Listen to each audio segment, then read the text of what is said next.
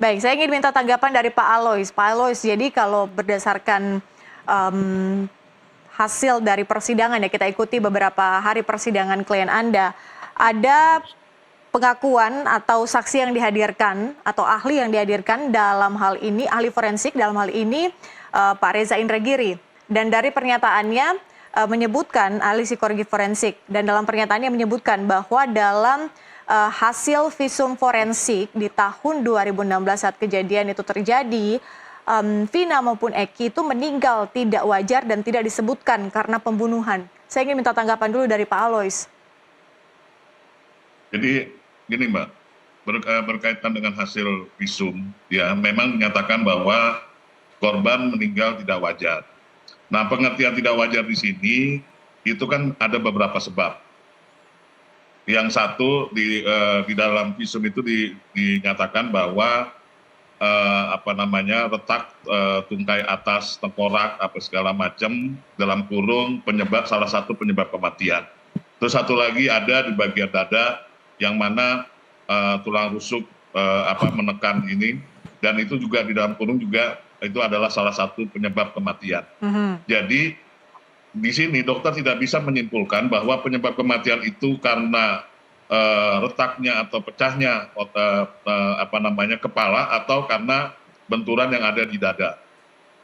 Makanya dianggap itu kematian tidak wajar karena ada dua penyebab kematiannya berdasarkan hasil visum. Nah, kalau kematian wajar itu biasanya seperti halnya perkara pembunuhan yang dilakukan oleh sianida, di mana hasil visumnya dinyatakan bahwa meninggal karena racun.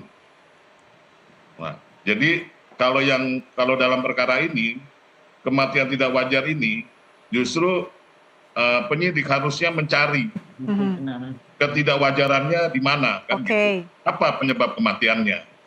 Itu didukung bukan dari hasil pemeriksaan saksi-saksi saja, tapi harus dari hasil yang lain. Misalnya kalau terjadi pemukulan, di mana dilakukan pemukulan, oleh siapa yang memukul, terus menggunakan apa, gitu kan? Nah, ini penyidik harus mencari ini. Gitu. Siapa dari pandangan Anda yang perlu dipanggil untuk dimintai keterangannya selain dengan Pak Rudiana tentunya? Ya, kita mau minta kepada selain Pak Rudiana, kami juga mau minta kepada penyidik-penyidik yang menyatakan bahwa ini adalah pembunuhan berencana. Kami minta apa bukti pembunuhan berencananya. Seperti Pak Indragiri, psikologi forensik menyatakan berkali-kali, baik dalam sidang maupun dalam podcast-podcastnya menyatakan gitu.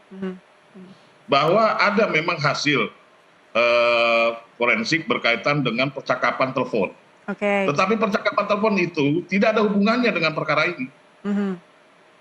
Tidak ada percakapan atau bukti BBM pada saat itu akan dilakukan penganiayaan terhadap si A atau akan melakukan pembunuhan terhadap si A.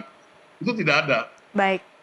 Jadi apa yang menjadi lampiran berkas persidangan pada saat itu tidak ada hubungannya dengan terjadinya penganiayaan yang menyebabkan kematian serta terjadinya pemerkosaan. Berkaitan dengan hasil visum yang diketemukan sperma, ini menjadi pertanyaan besar.